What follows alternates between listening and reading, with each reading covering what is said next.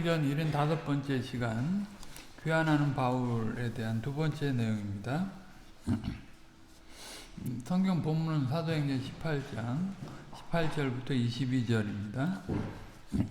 제가 읽겠습니다.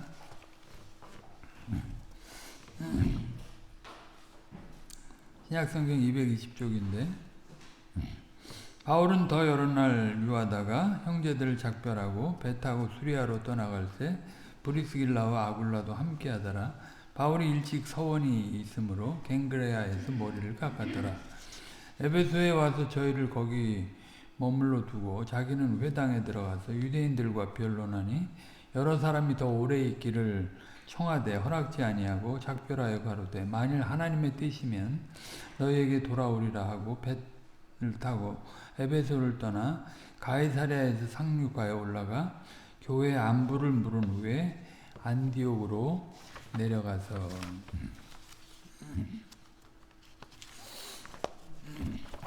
지난 시간에는 이제 고린도 교회하고 작별하는 내용, 그리고 또 거기 갱그레아에서 서원을 가지고 이제 머리를 깎는 내용, 그리고 또 브리스길라하고 아굴라와 동행해서 에베소를 거쳐서 이제 수리아 안디옥으로 가려고 하는, 물론 예루살렘에 나중에 먼저 올라가고 이제 수리아 안디옥은 그 뒤에 가게 되지만, 아무튼 그렇게 에베소까지 오는 내용들을 우리가 살펴봤습니다. 바울의 행적을 우리가 계속 보고 있지만, 바울은 철저히 말씀과 성신님을 의지해서 이렇게 그의 이방인 전도자로서의 사역을 감당하고 있다 하는 것입니다. 그 양반이 이제 하나님 앞에 큰 은사와 능력을 받았지만 자기 꾀로 뭘 계획하고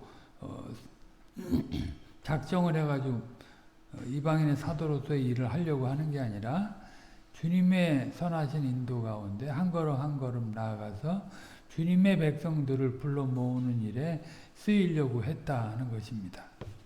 우리가 지난 그 바울의 노정에서 분명히 그걸 볼 수 있습니다.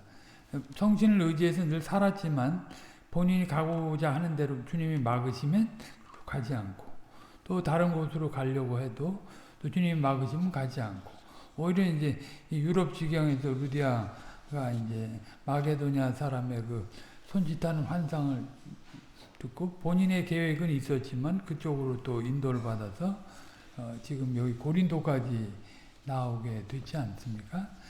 자기 꾀로 살아온 삶이 아니에요. 이게 이전도 그렇지만 앞으로도 그렇습니다.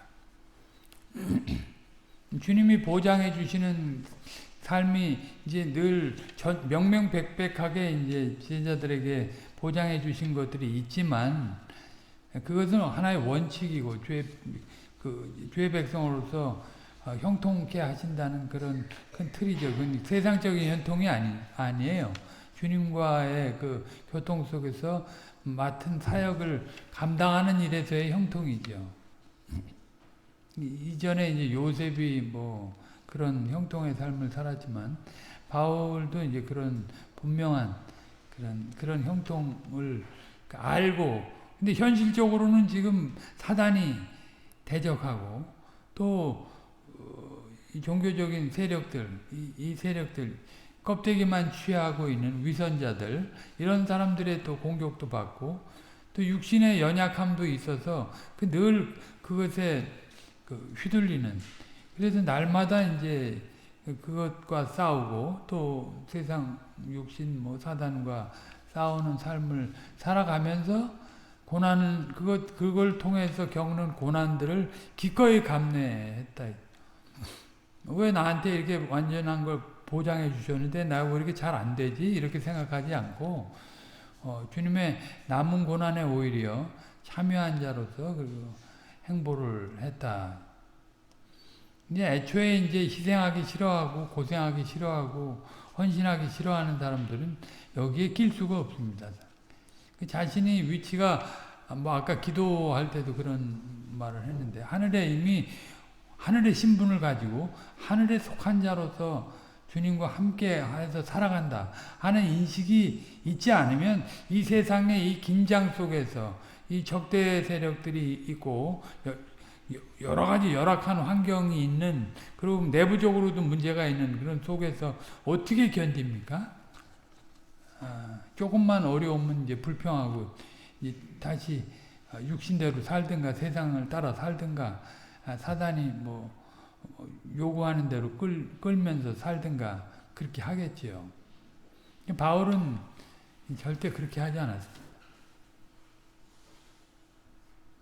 우리가 이제 다 바울과 같이 될 수는 없어요. 이제 바울도 과정이 있었고 또 특별한 그 시대의 구속 역사 안에서의 은사가 있어서 그런 일들을 하는 것인데 우리는 뭐 더 미미하고 더 한미한 존재들이고 무력하고 참 힘없는 그런 무능한 존재들이죠. 근데 우리가 뭘 그렇게 의지하고 나갈 수 있겠습니까? 오직 하나님 말씀과 성신을 의지해서 이 교회에 속하게 해준 사실을 감격하면서 이 교회 속에서 자신이 받은 은사와 직임에 충성하고 살아가는 것. 그게 참 복된 일 아닙니까? 그 속에서 이제 주님이 목표하신 세 사람과 하나님의 나라를 잘 드러내는 거죠. 어제도 우리가 봤지만 하나님의 나라를 드러내도록 하기 위해서 우리를 그리스도와 연합시키시고 그리스도의 그 인도를 따라서 살아가게 하셔서 그리스도를 드러내고 하나님의 영광을 나타내게 하시는 거죠. 그거는 그냥 소원만 갖고 살게 하신 게 아니에요. 주님은 분명히 소원도 주시고 그것을 이룰 수 있는 지혜와 능력을 다 주시고 그것 따라 승리할 수 있는 삶을 다 보장을 해 주셨죠. 그러니까 맨날 후회만 하는 삶을 살지 않습니다. 그걸 탄식하고 이제는 진짜 주께 속한 자, 하나님의 거룩한 소유, 하나님이 전부인 사람이 됐잖아요. 하나님이 전부인 사람이 세례로서 뭐 그걸 서원하고 결단해가고 그렇게 됐는데 이제 그렇게 살아야 하는 거죠. 그렇게 되면 모든 게 다 풀립니다. 내가 어기려고 하니까 세상의 맛을 보고 탐욕을 품으니까 그게 다 무거운 게 되는 거지. 주님의 그 은혜와 사랑, 그 주님의 그 함께 하심의 역사하심, 이걸 알면 너무 가볍습니다. 삶 자체가. 쉬운 멍에를 매게 하신다고 그랬잖아요. 주님이 그냥 되려 더 우리를 위협해가지고 더 고통스럽게 우리를 끌고 가십니까? 그렇게 하시지 않아요. 우리를 너무 그냥 그야말로 깃털같이 만들어가지고 독수리처럼 날게 하시는 거예요. 그러니까 다 즐겁죠. 말씀을 보는 것도 즐겁고, 기도하는 것도 즐겁고, 또 봉사하는 것도 형제들과의 소통에 늘 늘 바라는 마음이 그렇고, 그리고 주를 위해서 헌신하고 희생하는 것들이 그게 즐거움이에요. 그것이 영원토록 우리의 즐거움, 신자의 즐거움, 하나님을 영화롭게 하는 게 신자의 영원한 기쁨이 되는 거잖아요. 그걸 우리 진짜 그리스도의 그 순종 때문에 우리의 그런 허물 많고 냄새나는 그런 신행이 주님께 받아들여지는 것인데 그럼에도 불구하고 늘 감사하고 감격하는 거죠. 오늘 살아있는 것도 감사하고 오늘 주님이 뭐 여러 복잡한 환경 속에서 이렇게 주님의 백성으로 살아가게 하시는 게 얼마나 행복하고 즐겁습니까? 이게 얼마나 우리에게 참 그 무엇으로도 빼앗길 수 없는 그런 큰 완전한 사랑입니까? 아무튼 바울의 고린도를 떠날 때 태도, 뭐 이상한 점들이 이제 원칙주의자들, 교리주의자들, 교조주의자들의 눈에는 이상하게 보일 것들이 많죠. 틀렸다고 그러고, 왜 머리 깎냐? 이제 그리스도 안에서 다 성취됐는데 왜 머리를 깎고 서원을 하고 그런 일을 하냐? 이제 미쳤다고 할 만하죠. 근데 바울은 늘 자유했습니다. 신령하고 자유롭고 자연스럽게 형제들을 위해서 그 주님의 사람을 한 사람이라도 더 얻어서 주님의 백성으로 살아갈 수 있도록 하려고 그 모든 불편과 오해와 누명과 억울함을 다 감수한 거죠.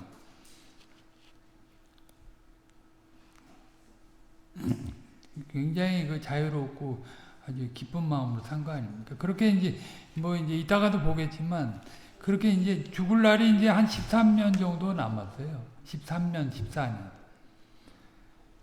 이제 그것도 뭐 곱게 죽을 그 모습은 아니죠. 뭐 그걸 다 내다볼 수는 없겠지만 뭐 그 개의치 않고 떠나서 그리스도와 함께 있을 마음이 가득했지만 이미 이제 본인의 그 구원의 상태를 아는 거예요.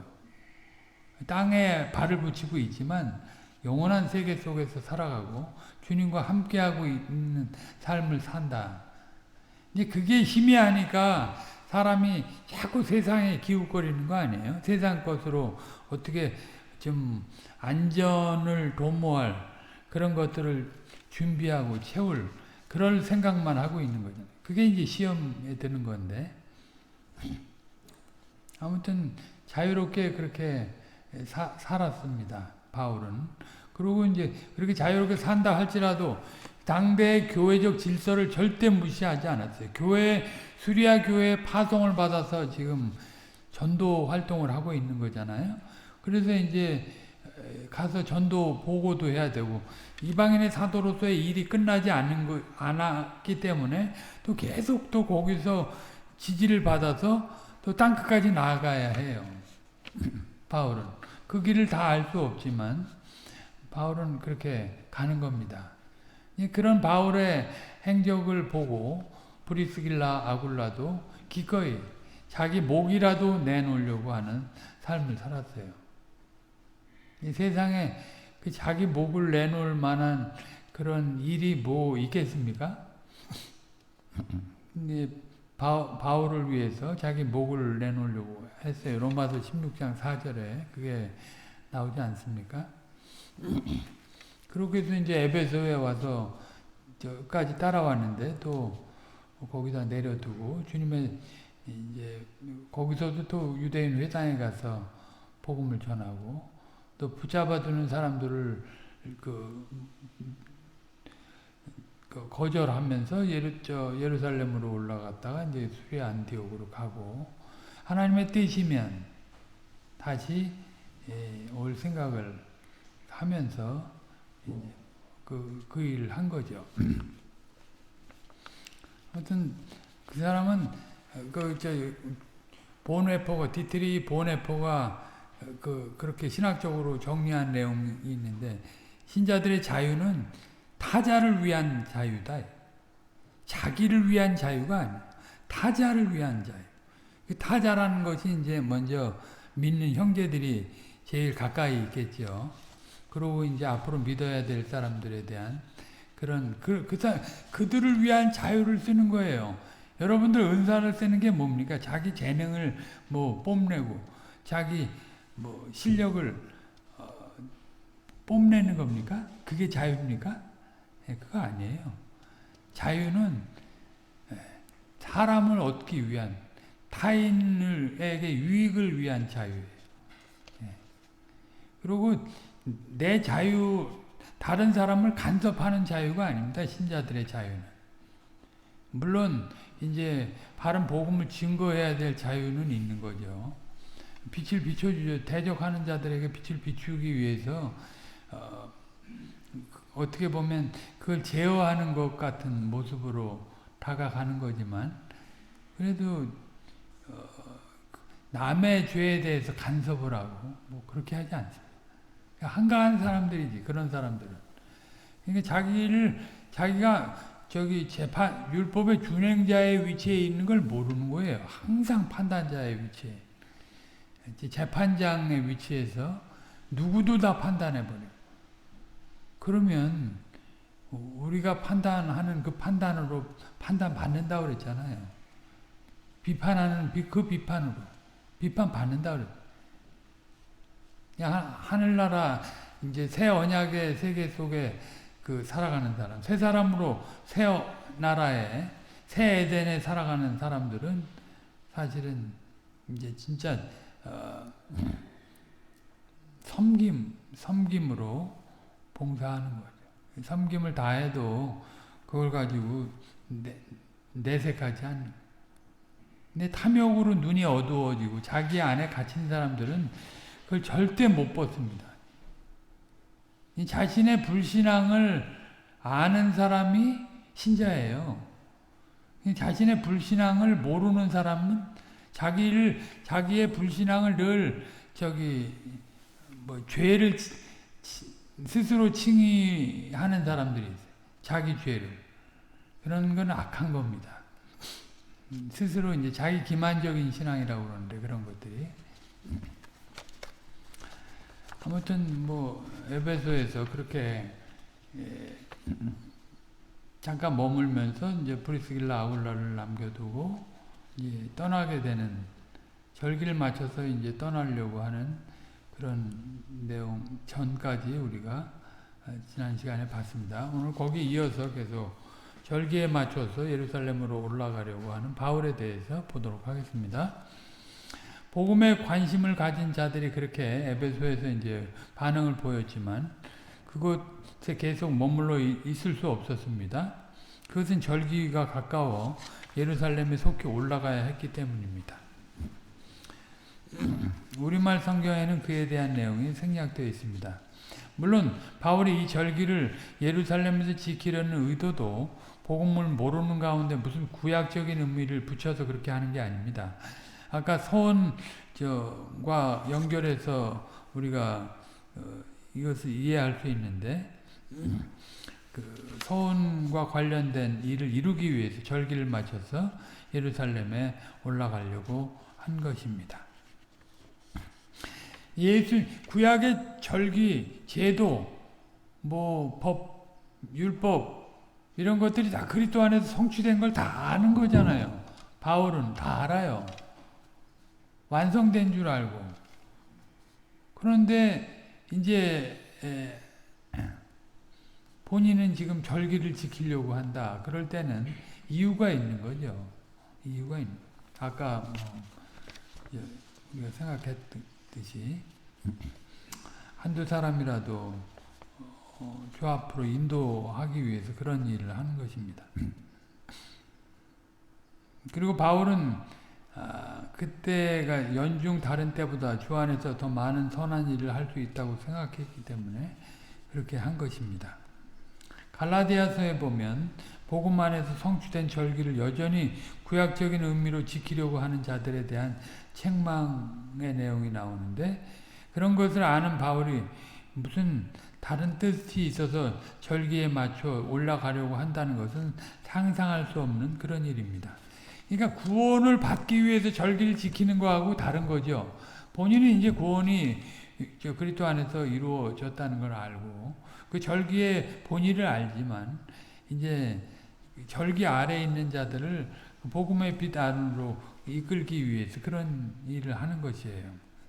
갈라디아서 4장 9절로 11절을 잠깐 보면 이제는 너희가 하나님을 알 뿐더러 하나님의 아신 바 되었거늘 어찌하여 다시 약하고 천한 초등학문으로 돌아가서 다시 저희에게 종로로 타려 하느냐. 너희가 날과 달과 절기와 해를 삼가 지키니 내가 너희를 위하여 수고한 것이 헛될까 두려워하노라. 저들도 이제 그 절기를 지키는 게 한 사람이라도 그 절기 아래에 있는 사람들을 건지기 위해서 했다 그러면 그거 칭찬했을 거예요. 근데 그걸 가지고 구원을 받으려고 하니까 그거를 책망한 것입니다.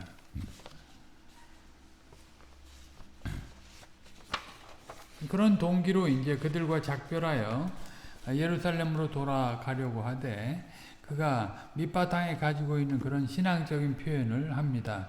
그게 무엇입니까? 그것이 바로 하나님의 주권을 고백하는 내용입니다.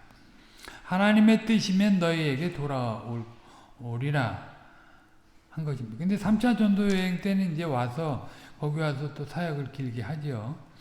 그걸 뭐 환상 속에서 뭐 보고 간 게 아니고 이런 말을 하는 게 아니고 분명히 하나님의 인도를 소원하고 바라고 그렇게 표현한 것입니다.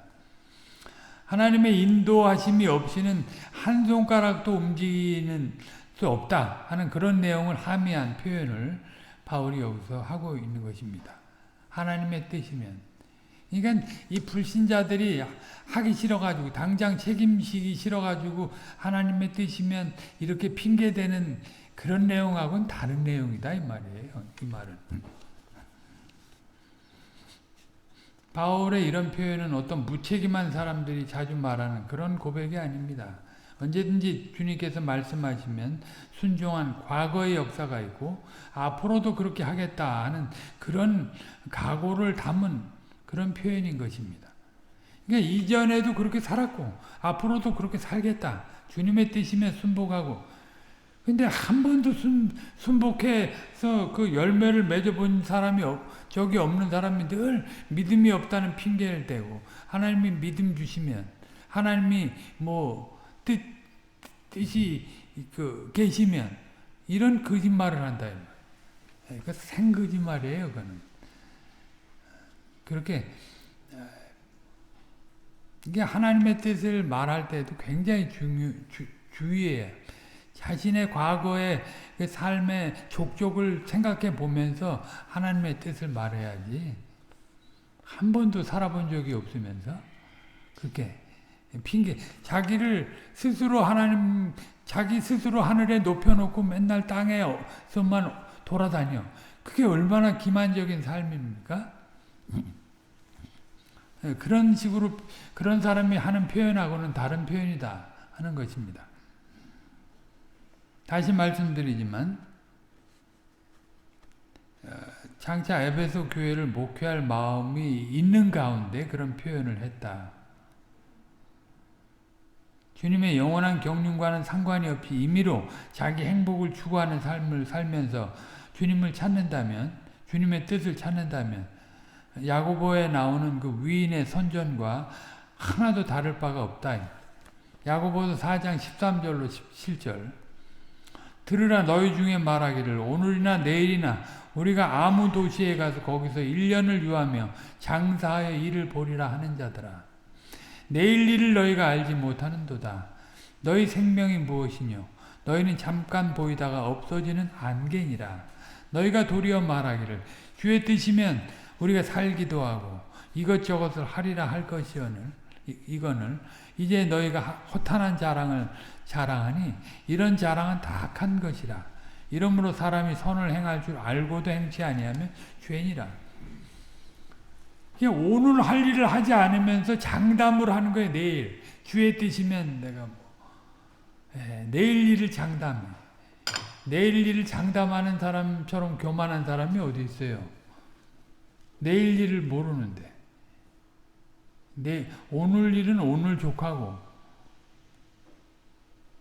오늘 선을 행하지 않는 사람이 내일 선을 행할 거라고 하나님이 뭐 주시면 돈 주시면 명예 주시면 뭐 건강 주시면 뭐 하겠다. 이거 거짓말이에요.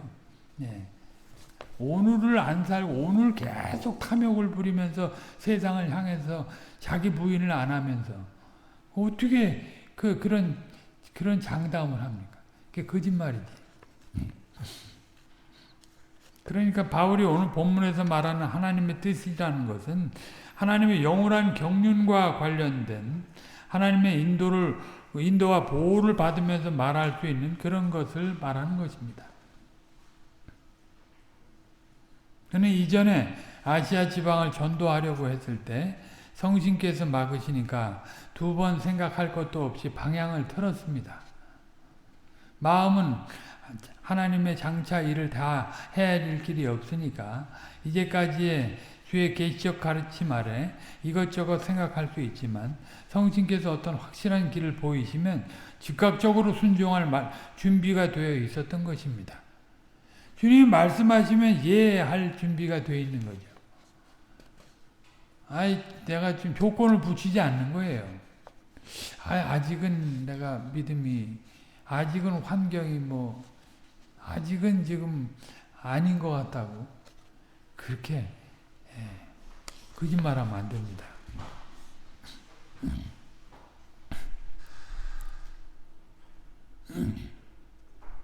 마음은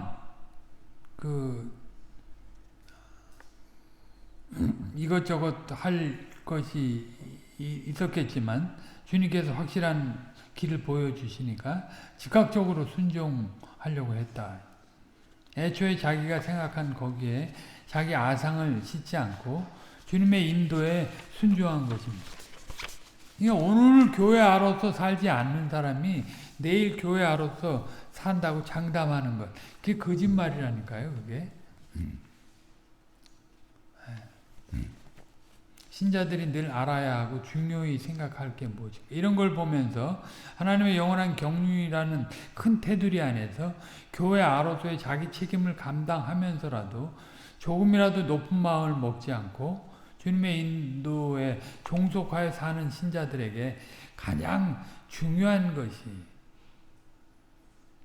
무엇인가 하는 걸 그걸 인식하게 되는 거예요.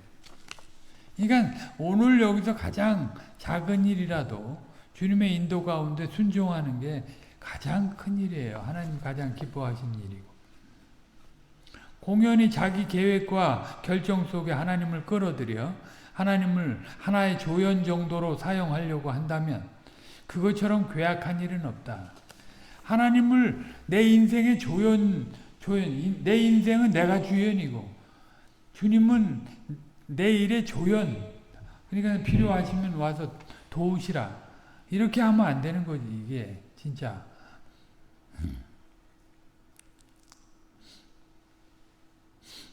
지금까지 자기가 알고 살았건 모르고 살았건 간에 그냥 막연히 하나님의 도우심으로 살아왔다는 전제하에 앞으로도 그렇게 되리라는 기대를 가지고 아무렇지도 않게 자기 결정을 따라 하나님을 찾고 하나님께 도우심을 바라는 기도를 하는 것은 참으로 불의한 일이 된다. 이게 무서운 일 같지 않습니까?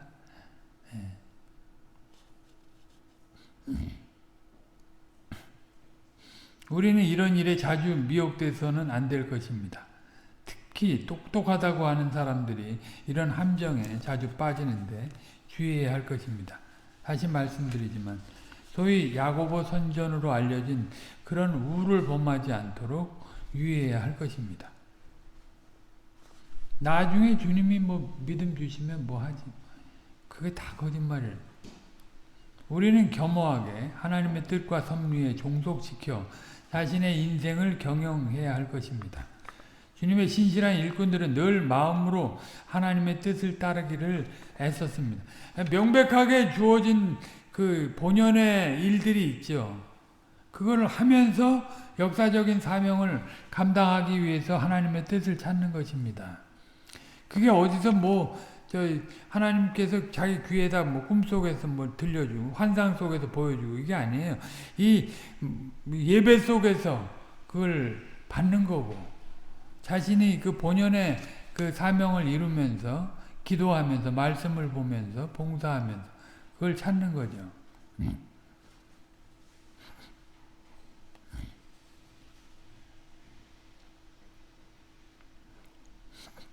주의 신실한 일꾼들은 늘 마음으로 하나님 뜻을 따르기를 애썼습니다. 에베소서 6장 6절 참조하시고요. 성신님께서 하나님의 깊은 뜻을 헤아리신다는 걸 알고 늘 성신님의 인도를 따랐습니다. 그러니까 성신님의 인도를 따르는 게 제일 앞장서는 거죠. 이 세상에 유명자한 선생의 책, 그런 책을 독서를 많이 해서 인도를 받는다? 그거 아니에요. 늘 어떤 태도가 중요한 건지 김홍준 목사님한테 목사님들이 찾아가서 어떤 책을 봐서 우리가 사상을 정립해야 되겠습니까? 이렇게 물어보니까 답이 성경 열심히 보세요. 그렇게 기도 열심히 하시면서 성경 보세요. 그렇게 답을 주셨다고 그래요. 이번에 이제 김정호 선생님한테 그 얘기 들었는데,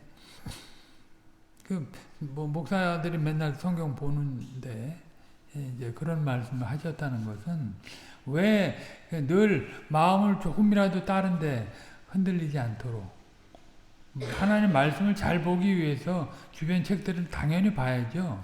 공부해야죠. 하나님 말씀을 더 알기 위해서 그거 찾으면 주님이 길을 여시는 거죠.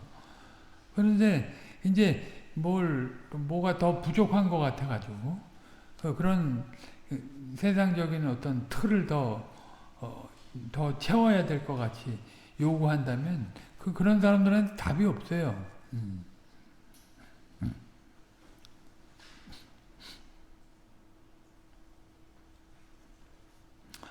이것을 보고 우리도 가장 작은 일부터 주님의 주권을 생각하고 충성을 다하는 일을 해야 하는 것입니다. 그게 뭐 교회 회의, 교회 뭐 나들이, 뭐 교회 무슨 뭐 조그마한 행사라도 남의 일 쳐다보듯이 하고 억지로 참여해서 하고 그렇게 하면 안 됩니다. 이 교회 일이라고. 시작이 잘못된 거예요. 그런 사람들은 첫 단추를 잘못 낀 거죠. 회개를 해야 할 일입니다. 아무튼 바울은 그렇게 하나님의 주권을 생각하면서 주의 뜻이면 다시 돌아오겠다고 하고 에베소를 떠나서 예루살렘으로 향했습니다.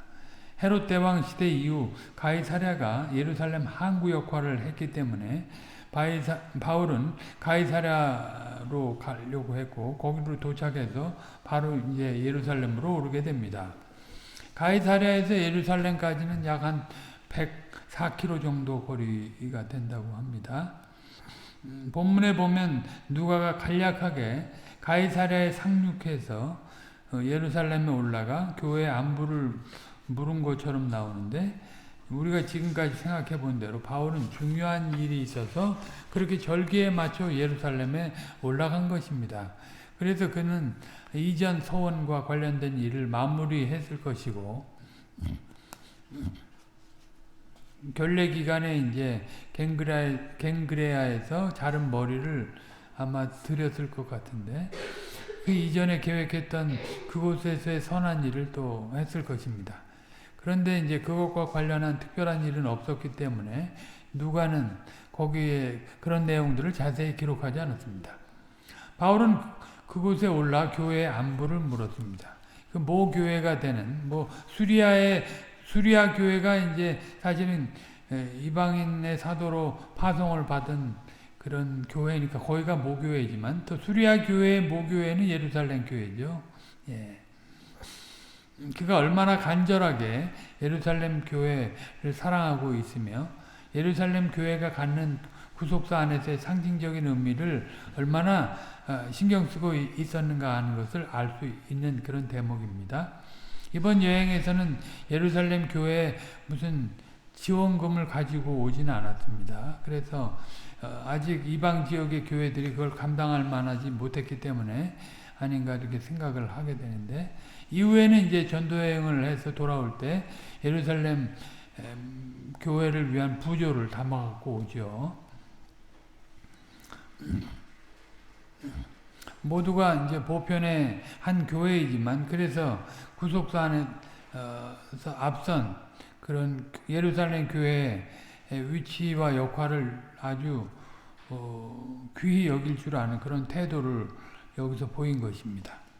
3차 전도여행 시에 고린도에서 로마서를 쓸 때 예루살렘 교회에 대한 그런 마음을 분명하게 표출했습니다. 로마서 15장 25절로 32절까지 거기는 한번 같이 읽겠습니다. 로마서 15장 25절로 32절 로마서 15장 25절로 32절 그러나 이제는 내가 성도를 섬기는 일로 예루살렘에 가노니 이는 마게도냐와 아가야 사람들이 예루살렘 성도 중 가난한 자들을 위하여 기쁘게 얼마를 동정하였습니다. 저희가 기뻐서 하였거니와 또한 저희는 그들에게 빚진 자니 만일 이방인들이 그들의 신령한 것을 나눠 가졌으면 육신의 것으로 그들을 섬기는 것이 마땅하니라. 그러므로 내가 이 일을 마치고 이 열매를 저희에게 확증한 후에 너희에게를 지나 서바나로 가리라. 내가 너희에게 나아갈 때 그리스도의 충만한 축복을 가지고 갈 줄을 아노라. 형제들아, 내가 우리 주 예수 그리스도로 말미암고 성신의 사랑으로 말미암아 너희를 권하노니 너희 기도에 나와 힘을 같이하여 나를 위하여 하나님께 빌어 나로 유대에 순종치 아니하는 자들에게서 구원을 받게 하고 또 예루살렘에 대한 나의 섬기는 일을 성도들이 받음직하게 하고 나로 하나님의 뜻을 좇아 기쁨으로 너희에게 나아가 너희와 함께 편히 쉬게 하라. 참 여기 내용을 보면 참 골고루 바울의 심정이 어떤지, 그 위대한 사도 바울이지만 어떻게 성도들과의 관계를 이루고 그 교회들과의 관계를 어떻게 이루고 앞으로의 일들을 어떻게 생각하고 나아가는가. 우리와 같은 성정을 가진 그런 바울이다 하는 것을 분명히 보여주는 그런 말씀입니다. 교회의 겸손한 성도들이라도 자신들의 출생 과정과 배경 그리고 교회 역사 안에서 앞선 교회에 대해 관심을 갖는 것은 매우 합당한 일입니다. 그 어떤 사람도 벼랑간 하늘에서 뚝 떨어져서 위대한 도인으로 살아가는 게 아니기 때문입니다. 자기 출신 성분을 알아야죠. 자기가 어떻게 해서 여기까지 왔고 어떤 복음을 받아서 여기까지 왔고 앞으로 어떻게 그런 거에 대한 감사, 그 빚진 자로서의 그 책임 그런 것도 없는 사람이 뭘 하겠습니까? 못해요. 아무것도 못합니다. 하나님의 인도와 보호에 대한 감사, 또 사람에 대한 그런 감사, 존중, 그런 것들이 없이 어떤 관계를 새로운 인간상과 사회상을 어떻게 드러내고 가겠습니까? 어쨌든 바울은 이제 안디옥으로 그 뒤에 이제 내려갑니다. 예루살렘 교회 안부를 물은 뒤에 수리아 안디옥으로 갑니다. 예루살렘에서 수리아 안디옥까지는 이전에도 말씀드렸지만 약 한 500km 가까이 됩니다. 480km 정도 북쪽으로 갑니다. 우리가 잘 알다시피 수리아 안디옥에 있는 교회는 바울을 이방인의 전도자로 파송한 교회입니다. 그곳으로 가서 선교 보고도 하고 또 아직 전도 여행이 다 마쳐지지 아니한 것 때문에 그곳에서 다시 준비해야 할 것들을 준비하고 떠나가야 할 것입니다. 이제까지 약 4천여 킬로미터를 힘들게 여행을 했지만 계속해서 할 일은 남아있고 또 앞으로의 일이 있기 때문에 뒤의 것은 잊어버리고 다시 앞을 향해서 나아가는 것입니다. 이번 안디옥의 방문은 바울에게 있어서 마지막 방문이 될 것입니다. 그는 이제 곧 3차 전도여행을 떠나면 갈라디아 지방을 거쳐 주로 에베소와 에게해를 중심으로 그의 사역을 계속할 것이고 그 뒤에 예루살렘에 올라 포로로서 로마로 갈 것입니다. 그리고 약 2년간 연금 생활을 마친 뒤에 잠시 풀려나 이제 일루리곤이나 서바나 지역을 전도한 뒤에 다시 잡혀서 순교하게 될 것입니다. 믿음으로 선한 싸움을 마치고 달려갈 길을 다한 후에 자신이 받을 면류관을 바라보며 그렇게 죽게 될 것입니다. 네로에 의해서 그가 약 주후 67년경에 죽게 된다면 그때까지 이제 시간은 아까도 말씀드렸듯이 14년 남아 있습니다. 물론 앞으로 그가 당할 일들을 낱낱이 다 예상하고 있지는 못하겠지요. 그러나 그의 길은 순탄하지만 않다는 것을 그의 이전 삶이나 예수님의 그 삶의 행보를 보면서 알았을 것입니다. 그래서 어떠하든지 그리스도의 남은 고난을 자신의 육체에 채우는 일을 위해 최선을 다하려고 했을 것입니다. 사실 고난을 당할 때 그것의 이유에 대해 명확히 알고 당하는 것이 중요한 것입니다. 그러니까 고난 자체는 그렇게 중요한 게 아닙니다. 그리스도를 위한 그리스도와 함께하는 그 고난임을 알고 당할 때 그 고난이 의미가 있는 거죠. 그렇게 해서 바울은 안디옥에서 마지막 일정이 될지도 모르는 일들을 잘 감당했을 것입니다. 지나간 전도 여행에서의 그 숱한 위험 속에서의 주님의 인도하심과 그로 말미암는 풍성한 결과들을 보고하면서 교우들에게 힘을 주었을 것이고, 그리고 자신이 전도 여행에서 겪은 직접적인 일들을 말하면서 더욱 풍부해진 안목으로 성장하는 안디옥 교회의 장성을 위해서 또 도움을 주었을 것입니다. 물론 복음과 관련된 도움이겠죠. 말씀을 맺습니다. 오늘은 바울의 2차 전도여행의 마무리가 되는 고린도에서 수리 안디옥으로 귀환하는 과정의 일들을 살펴봤습니다. 바울은 성신님의 주권적인 인도하에 어디 가나 주님의 은혜의 복음을 증거하는 일을 최선을 다해 했습니다.